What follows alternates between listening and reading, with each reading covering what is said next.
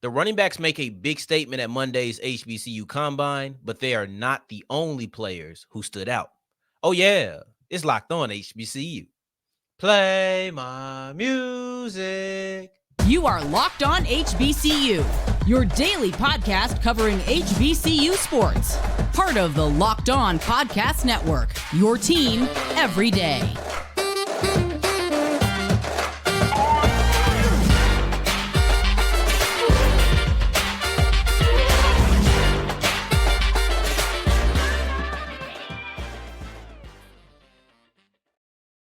What's going on, family? Welcome back to another episode of the Locked On HBCU podcast, your number one daily one-stop shop for everything HBCU athletics, Monday through Friday, part of the Locked On Podcast Network, your team every day.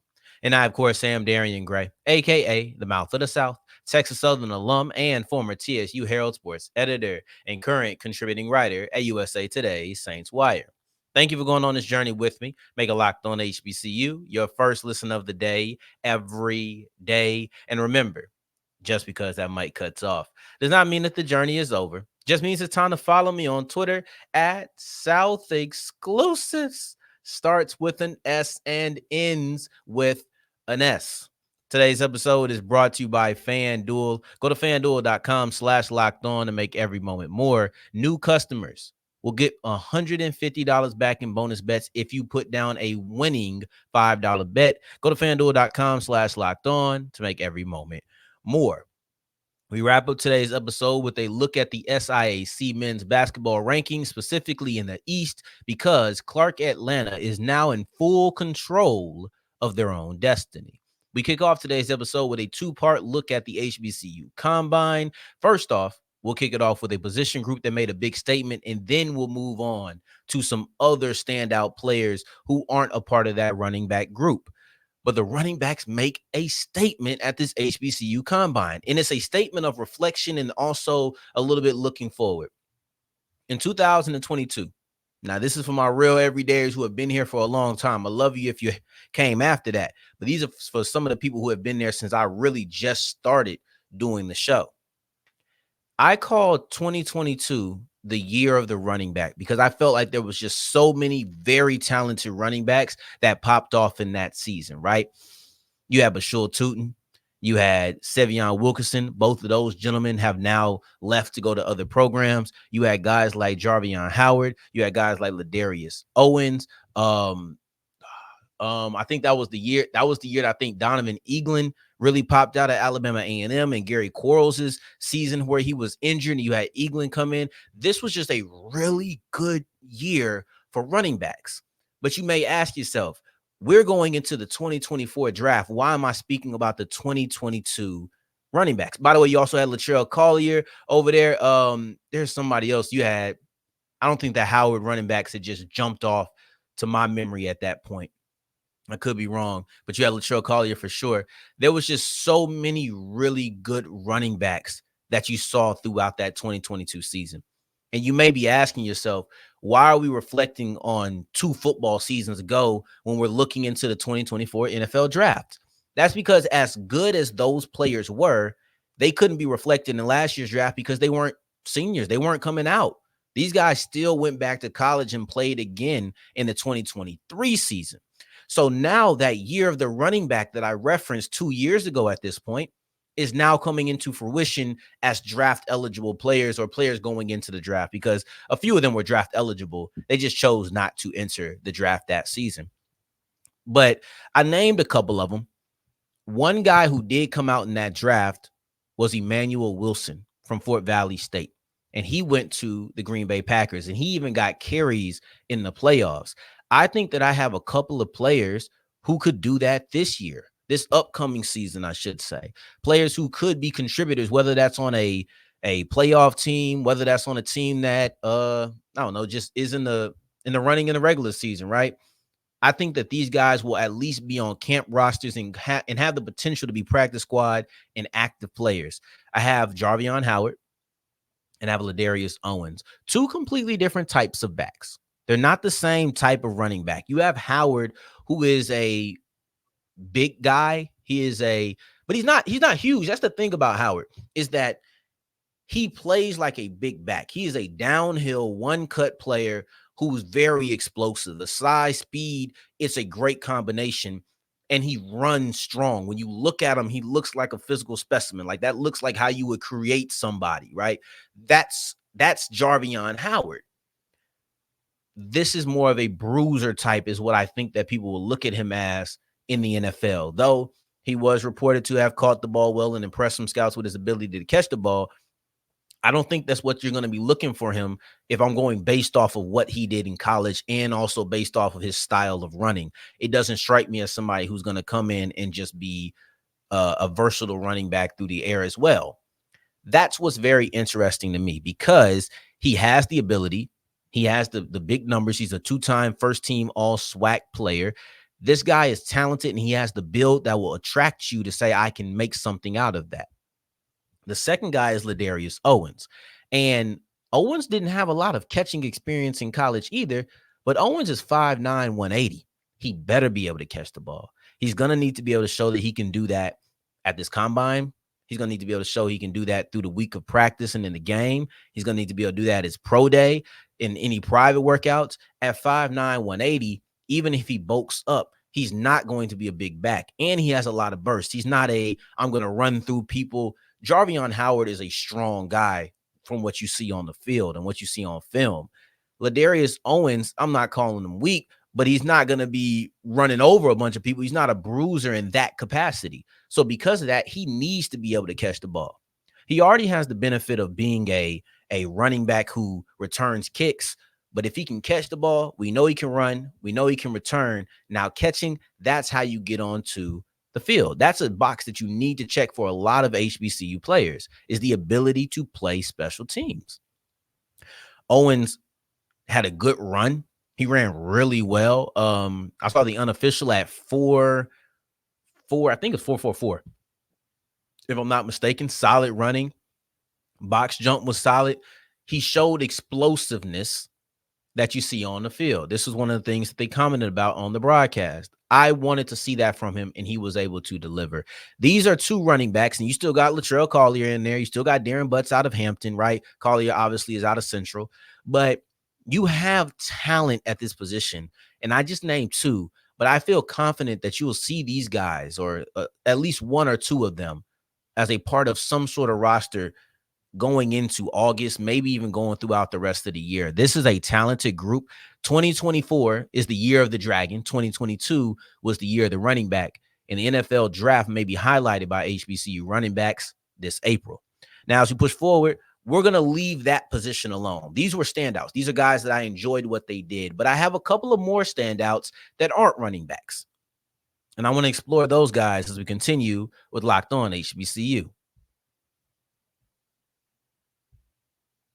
Today's episode is brought to you by FanDuel, and FanDuel is the official sportsbook of the Locked On Podcast Network. I know that you're counting down the days. The NBA is almost back from All-Star break. I can't wait, because this is when I really start to get into the NBA. What about you? Maybe you were late to betting on the game. You're like, man, the game already started. I didn't get a chance to put my money down. That's cool, because they still have live betting. And that's the beautiful part, is you can get in early.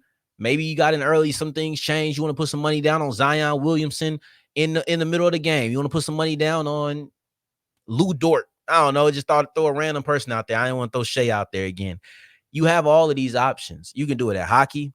The MLB will be back soon. You can go on futures. You won't see your money immediately if you go on futures, but you can bet on some things that'll happen down the line and put your money down right now. I'm sure the NFL draft will be coming up soon. Everything is there.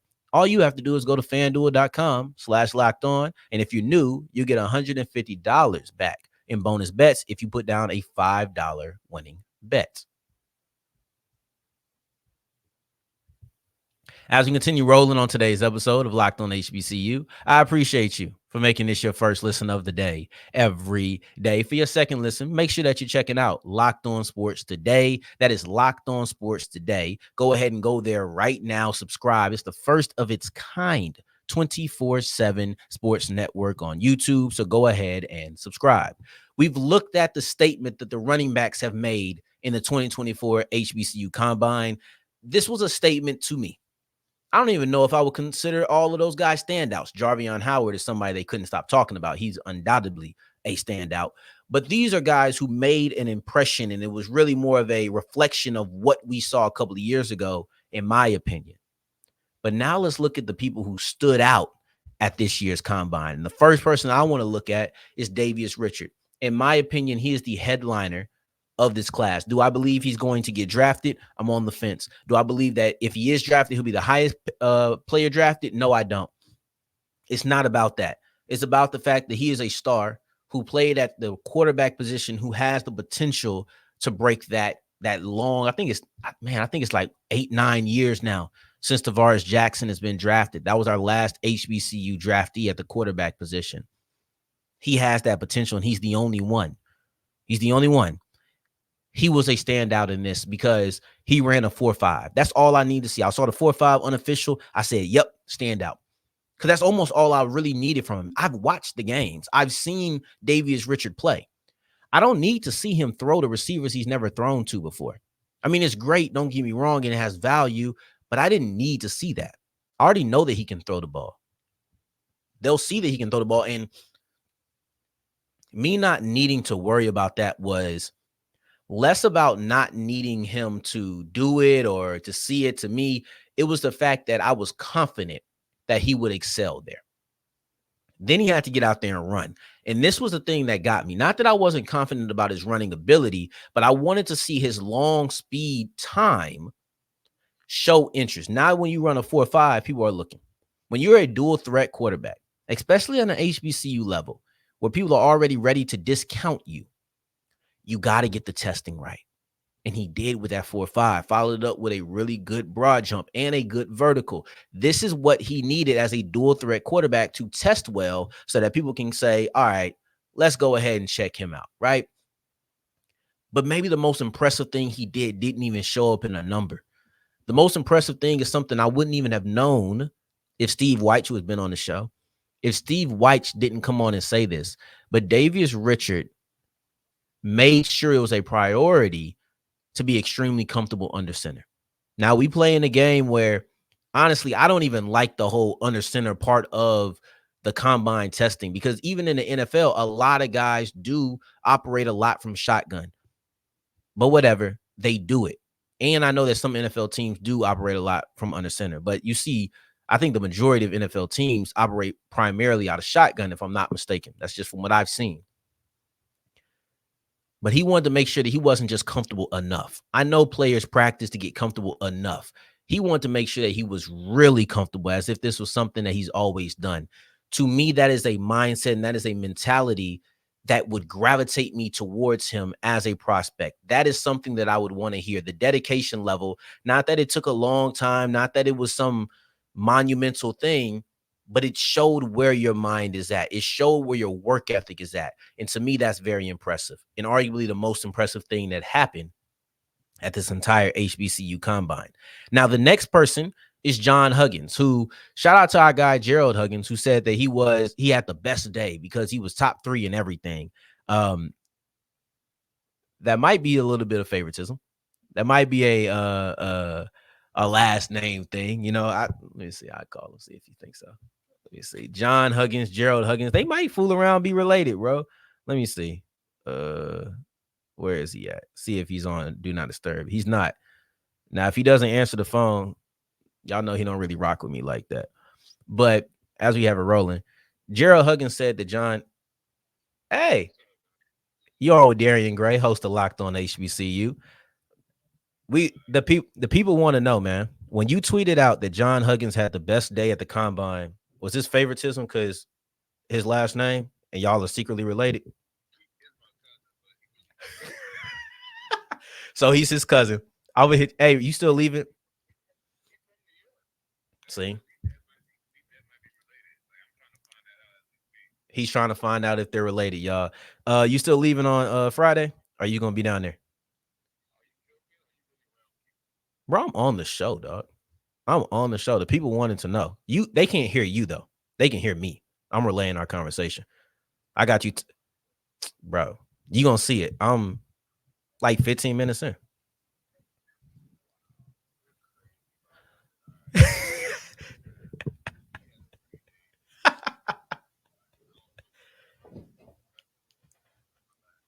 Oh, you can chill. I'm just gonna say what you saying, but I can't let him just hear silence. So I'm going through. So basically, he said he had a phenomenal day. What's it called? They might be cousins. They trying to figure it out right now, but no, he was top 3 in everything, y'all. This is the guy. I'm gonna hit you after this. I'm almost like I'm on my second segment, and then you can be super chill. All right, bro.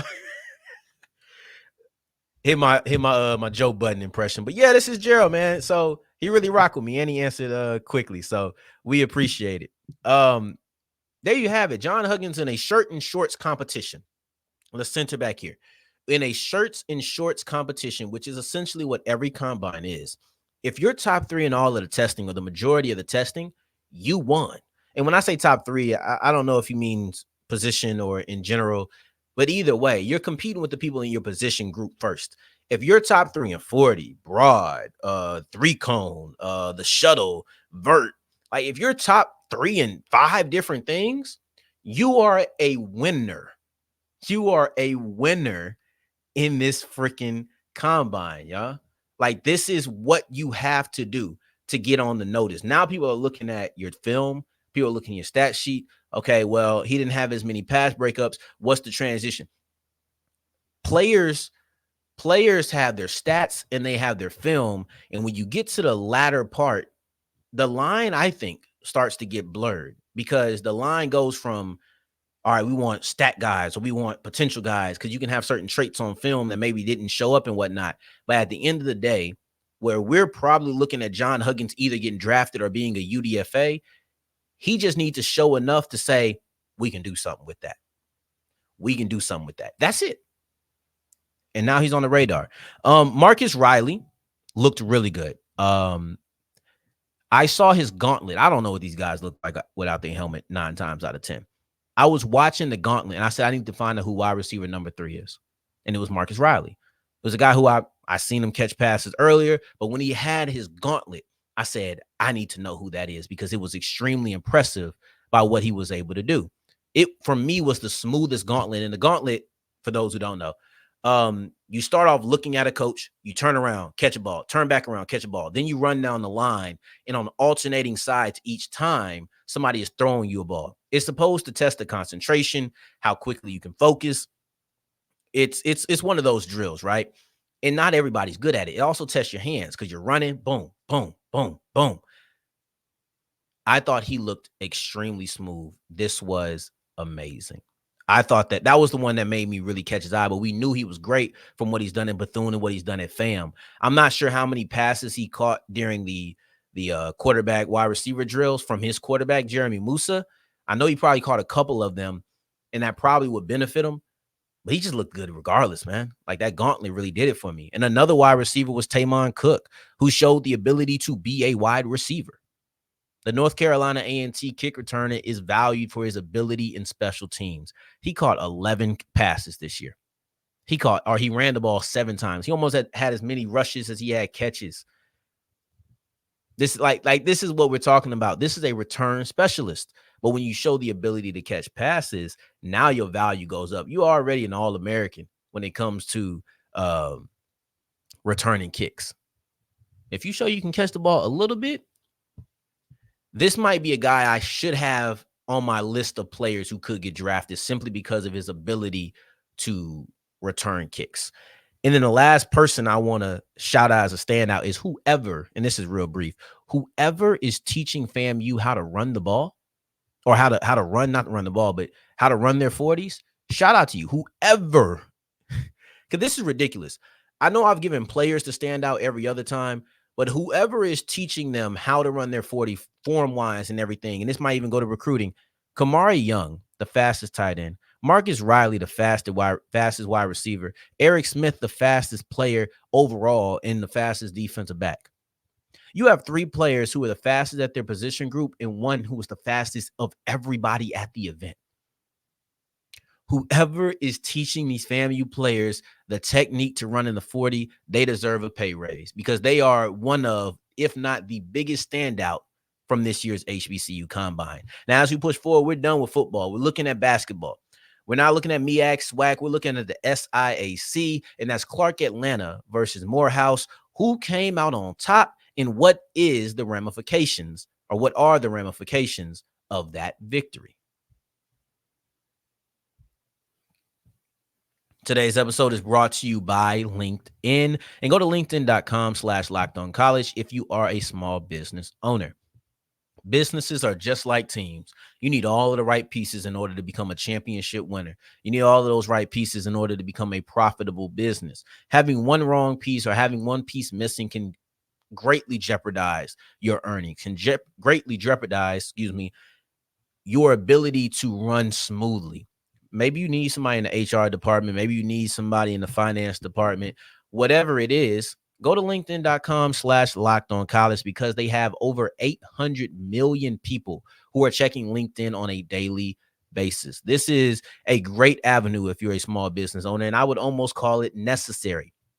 Get the right fit for your team because, like I said, you need to make sure you have the right fit. Get the right fit for your team faster and for free. And who doesn't love free? Go to linkedin.com/LockedOnCollege. That is linkedin.com/LockedOnCollege.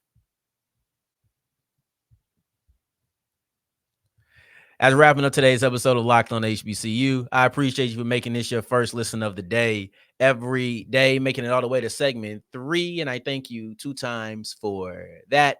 Thank you. Thank you. Clark Atlanta is in a wait and see mode because they are nearly able to clinch the SIAC East. The Panthers are off until Saturday.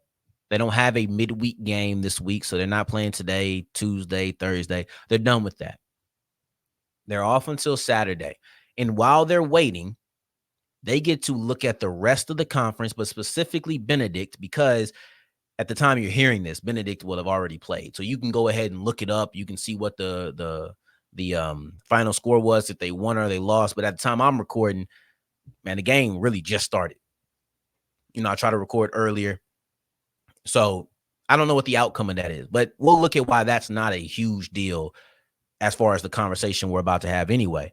But Clark Atlanta just knocked off Morehouse. They just completed the season sweep with the team across the street. This is a pivotal matchup going in. This is a pivotal victory for them coming out. I looked at this on Friday's episode.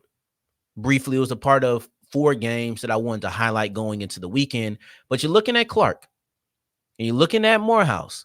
The winner of this game, no matter what happened anywhere else, the winner of Clark versus Morehouse was going to be on the top of the conference with only 2 games left on their conference schedule.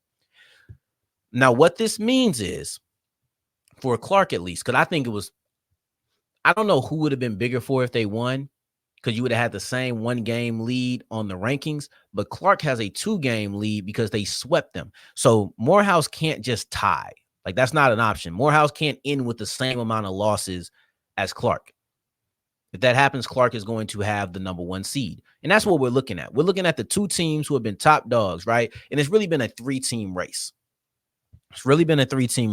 But now you have Clark, who was sitting there at 15-4, and they're at a point where they could clinch the conference or the division on Saturday. When I say that the outcome of Benedict's game isn't overly important, that's because I believe no matter what, all Clark has to do is win 1 game. I know it goes conference record, but in this situation, we're looking at tiebreaker. So what's next? Head to head. You have Benedict on the schedule. You could just beat them and just have that happen. But in this situation where Benedict ties with Clark, that probably means that Benedict won that game. So maybe you tie head to head because now you split that matchup. The last thing is division. I believe the third step in that conference tiebreaker would be division. I wasn't able to find the tiebreakers on the conference website. It was difficult. I just couldn't find it. And I don't know if I was looking in the wrong places or what, but I didn't see it. They have the best division record. They're 12-0 in the division. Nobody's going to get close to them. So I believe that all Clark has to do is win 1 game. If Benedict were to have lost last night, which is, I haven't recorded yet. If Benedict loses Monday night in their game against, who are they facing? Let me make sure.